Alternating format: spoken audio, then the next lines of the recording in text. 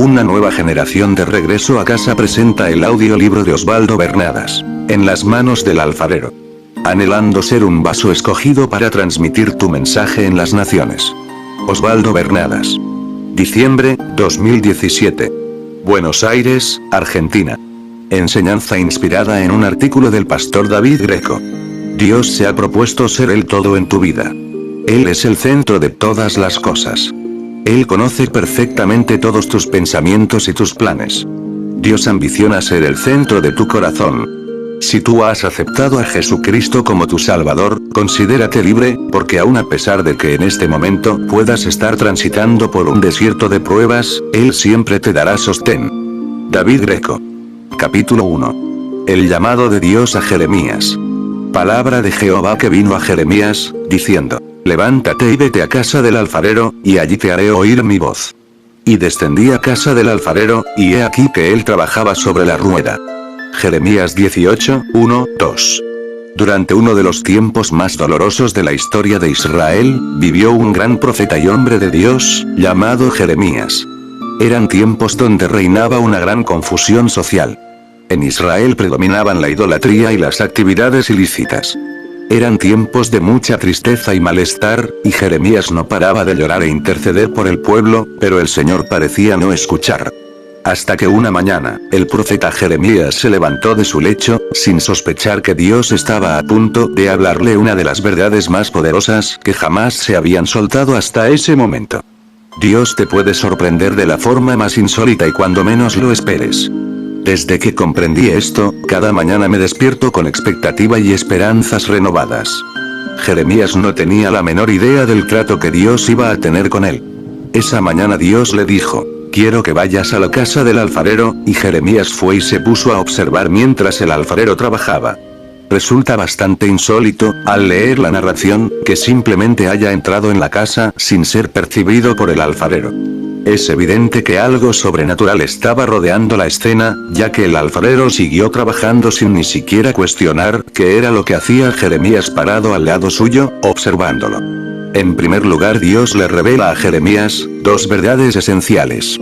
Jeremías, ¿ves el barro? Ese eres tú. Y ¿ves el alfarero? Ese soy yo.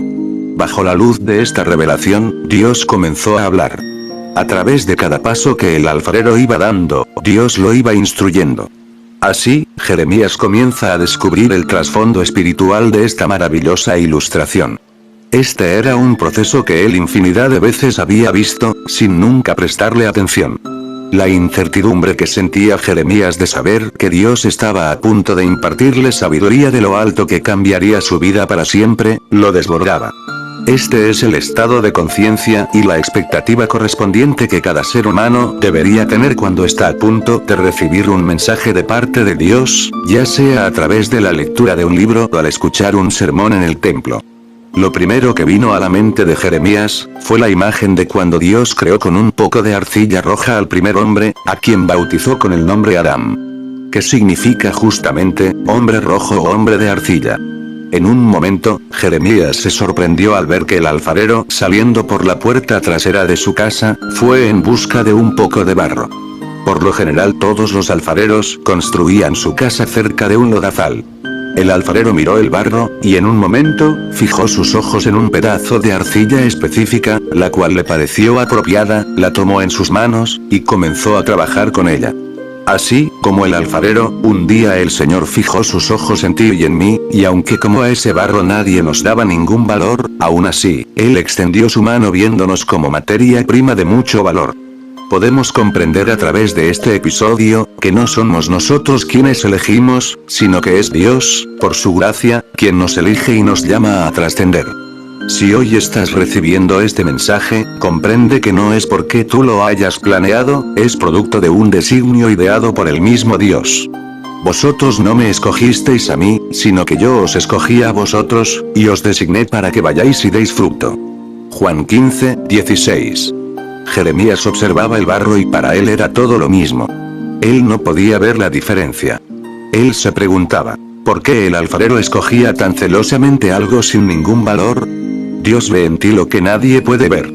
Aunque el mundo te haga sentir inservible, en las manos del alfarero, te conviertes en una obra de arte. Dios vio en David el más grande rey, cuando todos apenas podían ver un simple niño que se la pasaba tocando el arpa, mientras pastoreaba algunas ovejas en el campo. Tus ojos vieron mi embrión, y en tu libro se escribieron todos los días que me fueron dados, cuando aún no existía ni uno solo de ellos. Salmos 139, 16. Aún antes de nacer, Dios ya te vio. Él ya te conoce, y Él ya tuvo un sueño con propósito para tu vida. El hecho de que el alfarero meta la mano en el lodo, y saque un pedazo de ese lodo, es exactamente lo que Dios hace cuando nos escoge. Él te saca de tu situación natural, de la sucia vida de pecado y te lleva a su luz admirable. Cuando Él te saca de tu vana manera de vivir, tú dejas de ser esclavo de Satanás. Dios te traslada a su reino eterno, el problema está en que tú lo ignoras, y sigues viviendo como esclavo. Depende de ti creerlo y comenzar a actuar de acuerdo a esa realidad. Jeremías recibió esta importante lección espiritual. Una vez que ese lodo es tomado por el alfarero y llevado a su casa, debe ser sometido a un proceso de purificación. El alfarero realiza un tedioso proceso, pues debe sacar todo lo que se le ha pegado al barro, mientras estuvo en el suelo. Todas aquellas cosas que están en el barro, pero no son parte de él. Las piedras, los insectos, las ramas, el excremento de animales y tantas otras cosas que suelen haber en un lodazal. Ese es el proceso más tedioso de parte de Dios hacia nosotros. La razón de por qué muchos cristianos que practican el proceso de manera religiosa no ven cambios reales en sus vidas, aunque puedan ir a la iglesia domingo tras domingo, es porque no permiten que Dios realice este paso de limpieza y purificación. Mientras no permitamos a Dios arrancar toda esa suciedad acumulada que no es nuestra, nada sustancial sucederá. El alfarero experto, después de haber quitado con cuidado todas esas impurezas, deja el barro listo, y coloca ese pedazo de arcilla limpia en la mesa de trabajo para moldearla. Una vez purificados, Dios nos empieza a moldear de acuerdo a su propósito como producto de su enorme amor. El alfarero comienza a pedalear su rueda de trabajo. Cuando Dios emprende el proceso de moldeado, es como si todo tu mundo comenzara a dar vueltas a tu alrededor. Tú que estabas muerto en delitos y pecados, comienzas a tener una nueva energía motora, que produce en ti una vida nueva. Dios te muestra cosas que ni imaginabas que existían y tu visión cambia. Tus anhelos ya no son los mismos. Una vez que el alfarero pone sus manos en el barro, ya no las quita hasta terminar su obra. Estén confiados, de que el Dios que comenzó la buena obra en ustedes, la llevará a buen fin hasta el día en que Jesucristo regrese. Filipenses 1, 6. Y donde no había nada se comienza a distinguir una forma bella, pues las manos de Dios todo lo que tocan lo dotan de hermosura. Mientras tanto, Jeremías estaba perplejo frente a semejante revelación. Cuando te vuelves un discípulo genuino del Maestro, eres como esa mariposa que salió de un gusano.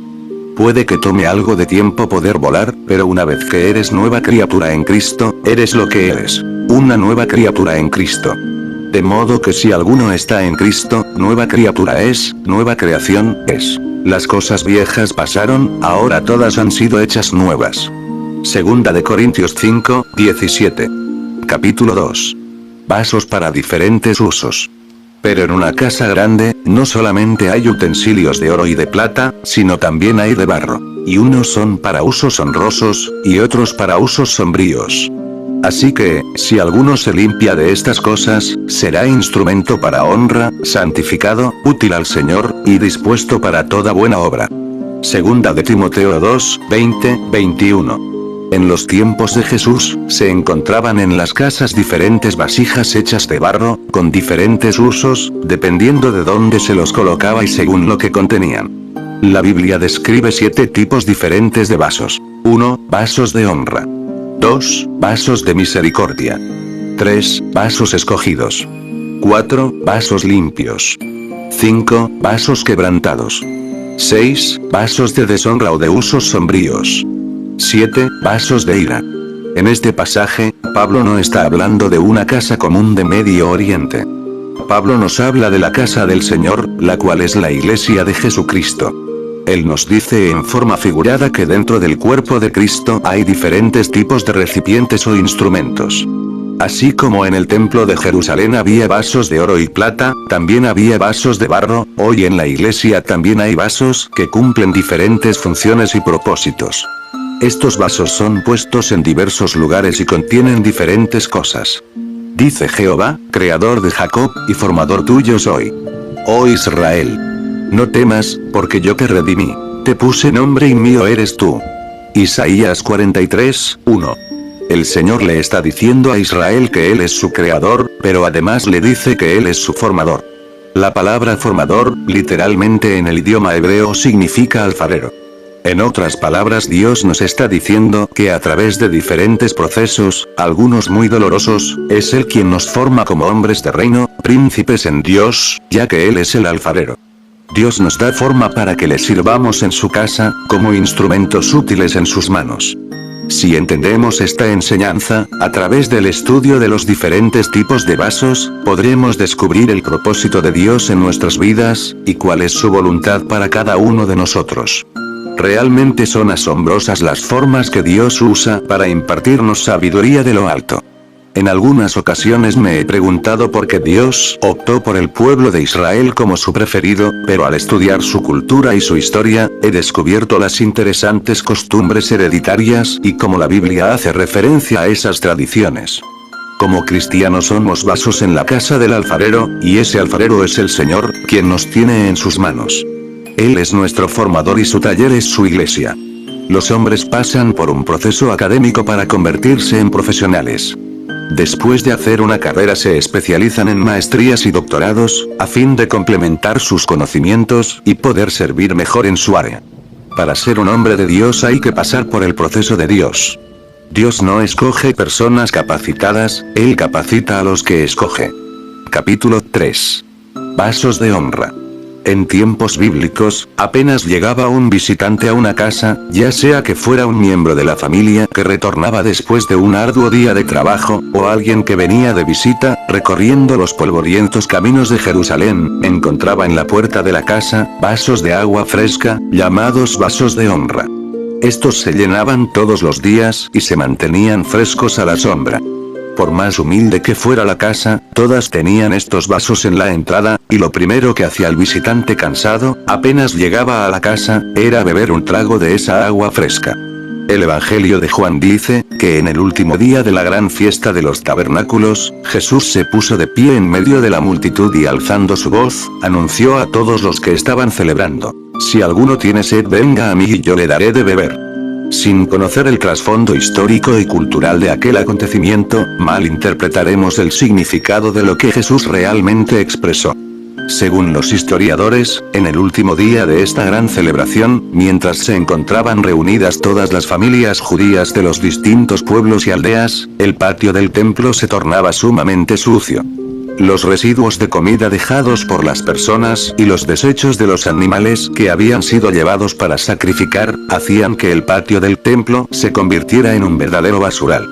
Por eso, era que los sacerdotes, en el último día, traían todas las vasijas de agua que habían sido puestas en la entrada del templo para los viajantes y derramaban todo el agua que quedaba sobre el piso del patio del templo.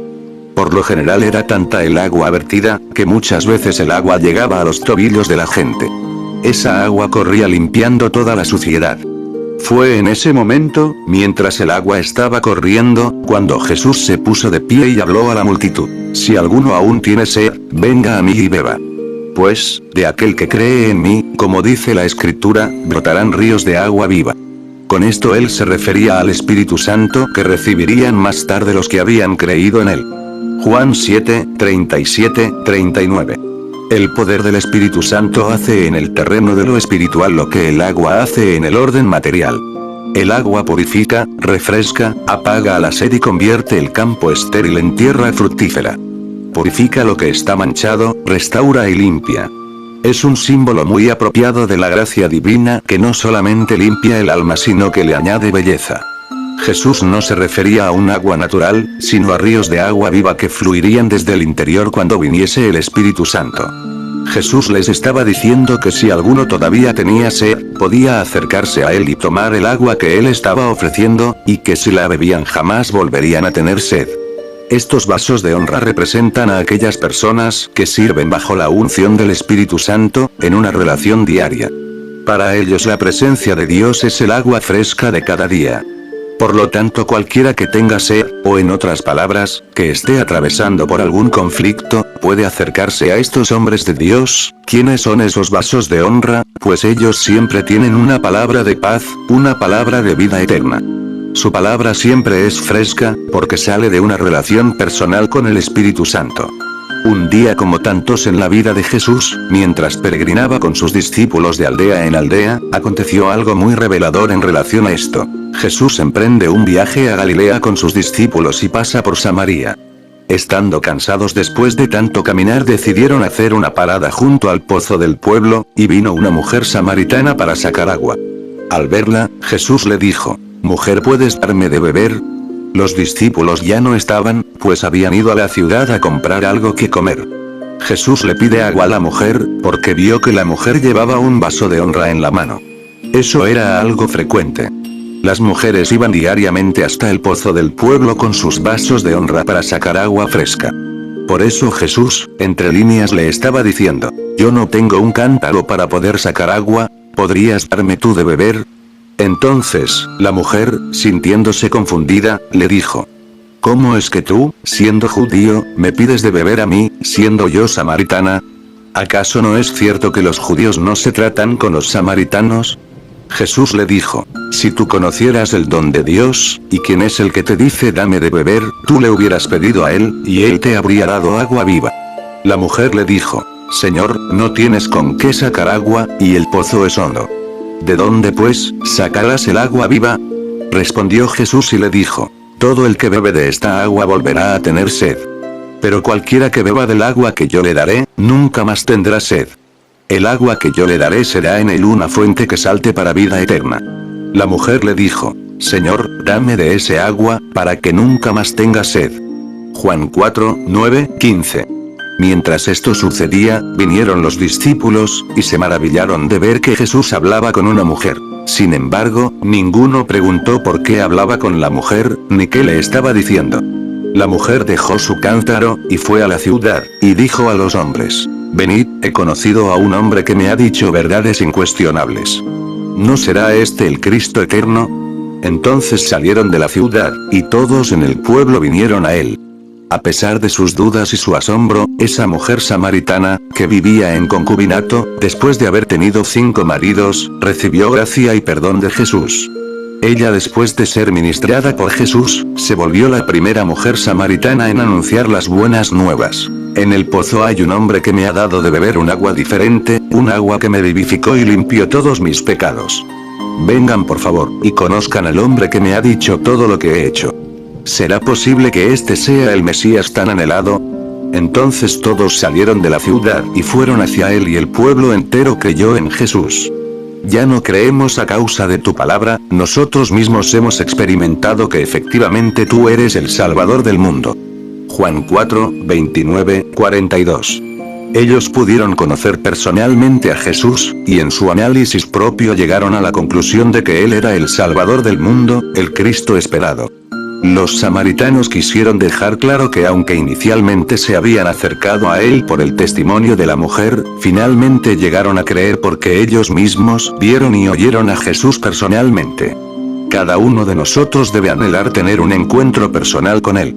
Este fue un hermoso testimonio del amor y la gracia de Jesús. Una mujer pecadora, rechazada por el pueblo, pero Jesús vio en ella un potencial vaso de honra. Capítulo 4. Vasos de misericordia. Para hacer notorias las riquezas de su gloria, demostró su gran amor y poder para salvarnos. Desde un principio nos tuvo compasión, y nos eligió para vivir con él. Y no le importó que fuéramos judíos o no lo fuéramos. Romanos 9, 23, 24. El apóstol Pablo nos habla de los vasos de misericordia. Él se refiere a personas que Dios ha llamado para ser predicadores del Evangelio del Reino, evangelistas y misioneros. Cuando Pablo habla de llamado, él hace alusión a alguien a quien Dios le ha asignado un desafío específico. ¿Qué es un vaso de misericordia? Los vasos de misericordia eran iguales a los vasos de honra, la diferencia estaba en que los vasos de honra eran puestos en las entradas de las casas, mientras que los vasos de misericordia eran puestos en las orillas de los caminos, así los viajantes extranjeros, o aquel peregrino que estaba de paso, y no conocía dónde estaba el pozo del pueblo, podía saciar su sed bebiendo de esas aguas frescas. Esta era una obra de misericordia que la gente del pueblo les otorgaba a los que estaban de paso y sedientos. Los vasos de misericordia simbolizan a aquellos que no viven en secreto, que sus vidas son testimonios públicos. Son aquellos que Dios los expone a vivir en lugares difíciles. Son personas que Dios pone en trabajos donde hay mucha presión, rodeados de gente inconversa, gente sedienta de goce sensorial. Muchas de estas personas viven en comunidades donde el pecado los asedia. Viven rodeados de gente ignorante de Dios, en medio de familias inconversas, pero es allí donde ellos son luz y esperanza para esa gente. A veces estos vasos de misericordia, sintiéndose confundidos y desanimados, le preguntan a Dios: Señor, ¿por qué me pones en esta situación tan difícil? Dios los pone en medio del dolor y los conflictos, para que transmitan la paz de Dios, dejando un testimonio de compasión. No podía ya José contenerse delante de los suyos, y clamó: haced salir a todos. Y no quedó nadie con él, y al darse a conocer José a sus hermanos, se puso a llorar a gritos. Y oyeron los egipcios, y toda la casa de Faraón. Y dijo José a sus hermanos: yo soy José, ¿vive aún mi padre? Y sus hermanos no pudieron responderle, porque estaban turbados. Entonces dijo José a sus hermanos: acercaos a mí. Y ellos se acercaron. Y él dijo: yo soy José vuestro hermano, el que vendisteis a Egipto. Ahora, pues, no os entristezcáis, ni os pese de haberme vendido, porque para preservación de vida me envió Dios delante de vosotros. Ya han pasado 2 años de hambre en la tierra, y aún quedan 5 años. Y Dios me envió para preservarlos, y para daros vida por medio de gran liberación. Así, pues, no me enviasteis acá vosotros, sino Dios, que me ha puesto por señor de toda la casa de Faraón, y en toda la tierra de Egipto. Génesis 45.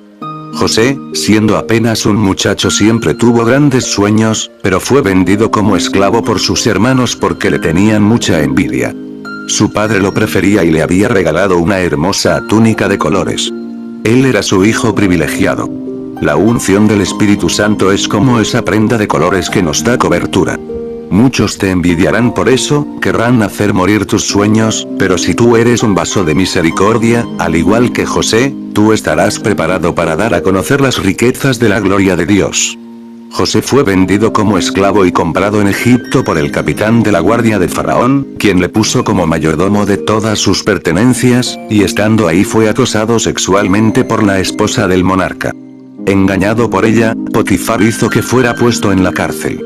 Una vez en la prisión, decidió mantener su integridad, y continuó siendo un vaso de misericordia para todos los presos y los carceleros.